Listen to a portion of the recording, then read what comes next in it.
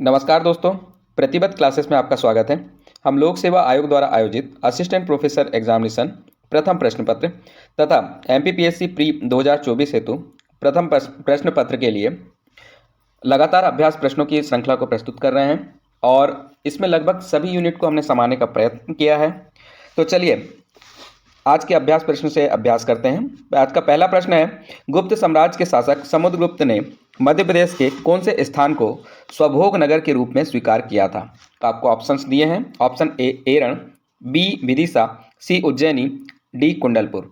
दोस्तों इसका सही उत्तर हो जाएगा ऑप्शन नंबर ए एरण यानी कि सागर। गुप्त शासक समुद्रगुप्त ने मध्य प्रदेश के सागर जिले में स्थित एरण को स्वभोग नगर के रूप में स्वीकार किया था। अगला प्रश्न देखते हैं, गुप्त वंश का कौन से शासक ने विक्रमादित्य की उपाधि धारण की थी। ऑप्शन ए चंद्रगुप्त प्रथम, बी चंद्रगुप्त द्वितीय, सी कुमारगुप्त, डी रामगुप्त। सही उत्तर हो जाएगा ऑप्शन नंबर बी चंद्रगुप्त द्वितीय। गुप्त वंश के शासक चंद्रगुप्त द्वितीय ने विक्रमादित्य की उपाधि धारण की थी। इसने उज्जैनी पर भी शासन किया है। चंद्रगुप्त द्वितीय ने साकरी की उपाधि भी धारण की थी। अगला प्रश्न देखते हैं, बौद्ध यात्री ह्वेनसांग ने मध्य प्रदेश के प्रमुख नगरों की यात्रा की। वह कहाँ का यात्री था। ऑप्शन ए फारसी, बी अरबी, सी चीनी और डी अमेरिकी। इसका सही उत्तर ऑप्शन नंबर सी है। आप सभी जानते हैं चीनी यात्री ह्वेनसांग था और मध्य प्रदेश के कई नगरों की इन्होंने यात्रा की थी।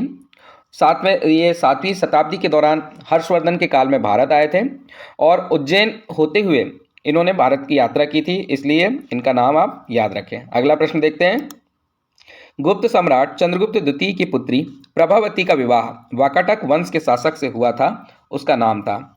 ऑप्शन ए रुद्रसेन प्रथम, बी रुद्रसेन द्वितीय, सी प्रवरसेन और डी विंध्यशक्ति।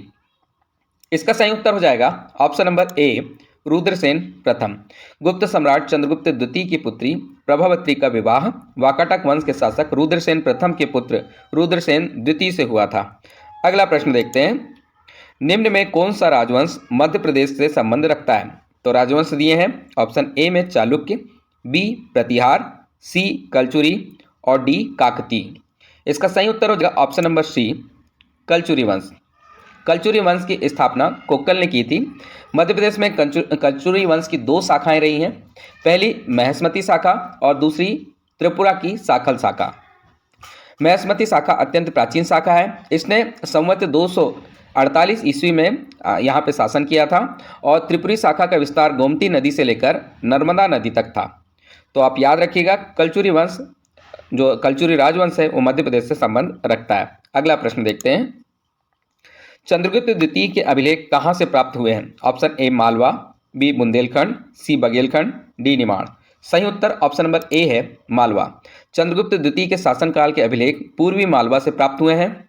इसके अतिरिक्त मध्य प्रदेश से गुप्तकालीन अभिलेख मंदसौर, उदयगिरी, सांची, तुमेन, एरण से भी प्राप्त होते हैं। अगला प्रश्न देखते हैं, मध्य प्रदेश का भौतिक विभाजन के तहत मध्य उच्च प्रदेश में शामिल नहीं है। तो मध्य प्रदेश के भौतिक विभाजन में जो मध्य उच्च प्रदेश में आता है उसमें से क्या शामिल नहीं है आपको बताना है। ऑप्शन ए मध्य भारत का पठार, बी बुंदेलखंड का पठार, सी सतपुड़ा एवं मैकाल पर्वत और डी नर्मदा सोन घाटी। दोस्तों इसका सही उत्तर हो जाएगा ऑप्शन नंबर सी सतपुड़ा एवं मैकाल पर्वत जो है वो मध्य उच्च प्रदेश में शामिल नहीं है। अब इसे अच्छे से देख लेते हैं कि मध्य उच्च प्रदेश में क्या क्या शामिल है। मध्य उच्च प्रदेश में मध्य भारत का पठार, बुंदेलखंड का पठार, मालवा का पठार, रीवा पन्ना का पठार और नर्मदा सोन घाटी। तो ये 5 चीज़ें आती हैं। इसके अतिरिक्त सतपुड़ा एवं मैकल श्रेणी जो है उसके अंतर्गत सतपुड़ा एवं मैकल का पर्वत आते हैं और पूर्वी पठार के अंतर्गत बघेलखंड का पठार आता है। तो इस प्रकार से 7 प्रकार से भौतिक विभाजन किया गया है। अगला प्रश्न देखते हैं, मध्य प्रदेश की कृषि अर्थव्यवस्था की रीढ़ कहा जाता है। तो मध्य प्रदेश में कृषि अर्थव्यवस्था की रीढ़ किसे कहा जाता है बताना है। ऑप्शन ए नर्मदा घाटी क्षेत्र को, बी मालवा के पत्थर को, यहाँ पे मालवा का पठार है, मालवा के पठार को, सी सतपुड़ा मैकल श्रेणी को और डी बघेलखंड के पठार को। तो दोस्तों इसका सही उत्तर हो जाएगा ऑप्शन नंबर ए नर्मदा घाटी क्षेत्र को मध्य प्रदेश की रीढ़ कहा जाता है। मध्य प्रदेश की कृषि अर्थव्यवस्था की रीढ़ कहा जाता है। इस क्षेत्र में बहुत से दर्शनीय स्थल भी हैं, जैसे अमरकंटक, भेड़ासुर आदि। नर्मदा सोन घाटी मध्य प्रदेश की सबसे निचला प्राकृतिक भाग है और यह पठार नर्मदा व ताप्ती नदी के मध्य में स्थित है। तो आप याद रखिएगा, नर्मदा घाटी क्षेत्र मध्य प्रदेश की कृषि अर्थव्यवस्था की रीढ़ है। अगला प्रश्न देखते हैं, मध्य प्रदेश का सबसे बड़ा नदी द्वीप कौन सा है? ऑप्शन ए चंबल नदी द्वीप, बी ओंकारेश्वर नदी द्वीप, सी महेश्वर नदी द्वीप और डी कूनो नदी द्वीप। दोस्तों इसका सही उत्तर हो जाएगा ऑप्शन नंबर बी, ओंकारेश्वर नदी द्वीप मध्य प्रदेश का सबसे बड़ा नदी द्वीप के रूप में जाना जाता है। नर्मदा भारत की सबसे अधिक पवित्र नदियों में से एक है और ओंकारेश्वर में लगभग कुल 48 तीर्थ हैं। इसके अलावा यहाँ 2 ज्योति स्वरूप लिंग समेत 108 प्रभावशाली शिवलिंग भी मौजूद हैं। अगला प्रश्न देखते हैं, माही नदी मध्य प्रदेश के किन किन जिलों से होकर बहती है? तो जिलों के नाम बताना है। ऑप्शन ए धार, झाबुआ और अलीराजपुर, ऑप्शन बी धार, झाबुआ और रतलाम, ऑप्शन नंबर सी धार, झाबुआ और बड़वानी तथा ऑप्शन नंबर डी धार, अलीराजपुर और रतलाम। दोस्तों सही उत्तर हो जाएगा ऑप्शन नंबर बी, धार, झाबुआ और रतलाम। ये तीनों जिलों से होते हुए माही नदी राजस्थान में प्रवेश करती है। अगला प्रश्न देखते हैं, महाभारत के अनुसार कौन सी नदी का पानी उन जानवरों की खून से लाल हो गया जिसकी खाल इसके किनारे पर सूख गई थी? तो आपको बताना है option A Chambal, option B Narmada, option C Sipra और ऑप्शन डी बनास। तो दोस्तों इसका सही उत्तर हो जाएगा option number A Chambal. Mahabharat के अनुसार चंबल नदी का पानी उन जानवरों के खून से लाल हो गया जिनकी खाल इसके किनारे पर सूख गई थी। अगला प्रश्न देखते हैं, किस नदी को शनि की बहन कहा जाता है? ऑप्शन दिए हैं ए नर्मदा नदी, बी ताप्ती नदी, सी चंबल नदी और डी सोन नदी। दोस्तों इसका सही उत्तर हो जाएगा ऑप्शन नंबर बी ताप्ती नदी। मध्य प्रदेश में बहने वाली ताप्ती नदी को शनि की बहन कहा जाता है।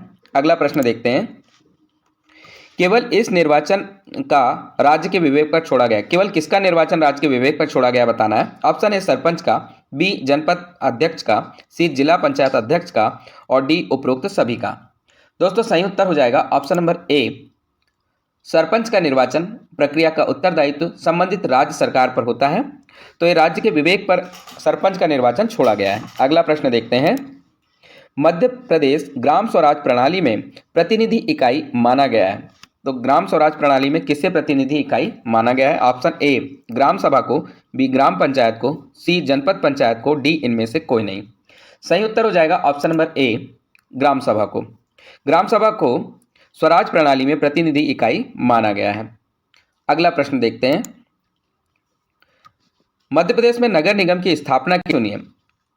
पहला है ऑप्शन ए में है जनसंख्या 1 लाख से अधिक होना चाहिए, ऑप्शन बी है आय 30 लाख से अधिक होना चाहिए, ऑप्शन सी है ए और बी दोनों होना चाहिए और ऑप्शन डी इनमें से कोई नहीं। तो दोस्तों ऑप्शन नंबर सी इसका सही उत्तर हो जाएगा। मध्य प्रदेश में नगर निगम की स्थापना के लिए उस क्षेत्र की जनसंख्या 1 लाख से अधिक होना चाहिए तथा उस क्षेत्र में 30 लाख से अधिक की आय का राजस्व आना चाहिए, यानी लगभग 30 लाख से ज़्यादा अगर कोई क्षेत्र में कमाई हो रही है सरकारी और 1 लाख से अधिक की जनसंख्या है तो नगर निगम में कन्वर्ट हो सकता है। अगला प्रश्न देखेंगे, महापौर इस समिति का पदेन अध्यक्ष होता है। Option A president in council, B mayor in council, C नगर पालिका कार्य समिति और डी नगर पालिका कोष समिति। इसका सही उत्तर हो जाएगा option number B mayor in council. महापौर मेयर इन काउंसिल का पदेन अध्यक्ष होता है। अगला प्रश्न देखते हैं, नगर निगम आयुक्त का वेतन किससे दिया जाता है? तो आपको बताना है ऑप्शन ए राज्य की संचित निधि से, बी राज्य के लोक लेखा से, सी नगर निगम कोष से और डी केंद्र को संचित निधि से। तो दोस्तों इसका सही उत्तर हो जाएगा ऑप्शन नंबर सी नगर निगम कोष से। नगर निगम कोष से नगर निगम आयुक्त का वेतन दिया जाता है। अगला प्रश्न देखते हैं, मध्य प्रदेश नगर पालिका के संबंध में असत्य कथन बताइए। तो मध्य प्रदेश की नगर पालिका के संबंध में गलत कथन खोजना है आपको। ऑप्शन ए में दिया है इसकी स्थापना 20,000 से अधिक व 1 लाख से कम जनसंख्या पर की जाती है। ऑप्शन बी इसकी सदस्य संख्या 40 से 70 तक होती है। सी मध्य प्रदेश में 98 नगर पालिकाएं हैं और डी इसकी मुख्य समिति प्रेसिडेंट इन काउंसिल है। तो दोस्तों इसका सही उत्तर हो जाएगा ऑप्शन नंबर बी। इसकी सदस्य संख्या 40 से 70 तक होती है। यह जो कथन है ये असत्य कथन है। इसके अलावा सारे कथन सत्य हैं, जैसे इसकी स्थापना 20,000 से अधिक व 1 लाख से कम जनसंख्या पर की जाती है।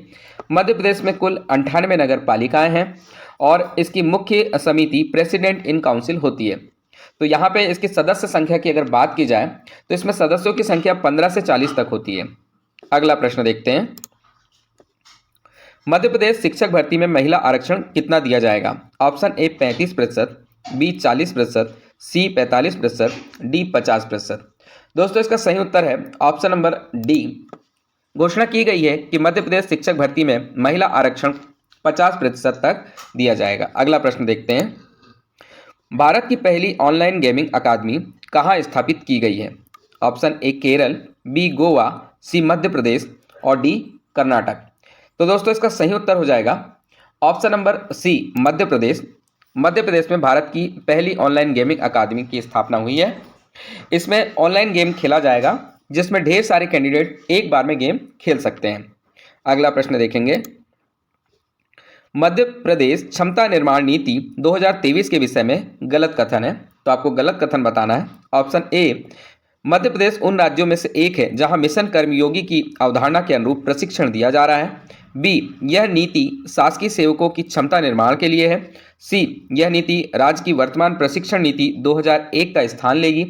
और डी है, इसके लिए मध्य प्रदेश के बजट में प्रावधान किया गया है। तो दोस्तों इसका सही उत्तर हो जाएगा ऑप्शन नंबर डी।